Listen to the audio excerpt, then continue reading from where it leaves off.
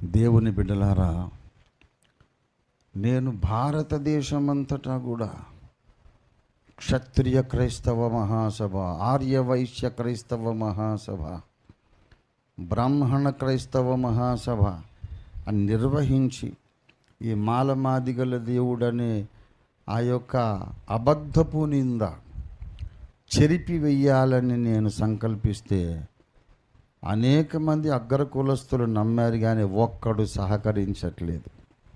ఇదే నా భక్తి, ఇదే నా రక్షణ, ఇదే నా వారి సమర్పణ. ఇకనైనా నేను పిలుపునిస్తున్నా, ఉన్నత వర్గములలో నుండి రక్షణ పొందిన వాళ్ళు కలిసి రావాలి, ధైర్యం తెచ్చుకోవాలి, నడుం కట్టుకోవాలి. ఎవ్వడు నీ నెత్తి మీద ఒక్క ఎంటుక కూడా పీకలేడు. రంజితో ఫిర్ హామీ, నేను హామీ.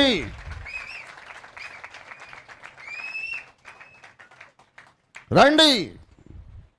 యేసు ప్రభు వారు మాలలకు, మాదిగలకు, చాకళ్లకు, మంగలికి, కమ్మ, కాపు, రెడ్డికి, బ్రాహ్మణులకు, క్షత్రియులకు అందరికీ దేవుడని భారతదేశానికి ఒక సందేశాన్ని పంపిద్దాం. ఎరుగను అన్న పిరికి వాళ్ళలో మీరుండొద్దు.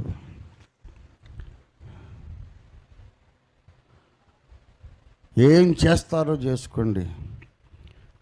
నేను ఫలానా కులంలో పుట్టింది నిజం, తర్వాత యేసులో మళ్ళీ జన్మించి ద్విజుడను అయినది నిజం అని భారతదేశంలోని ఈ చెత్తనంతా కడిగి పారేద్దాం.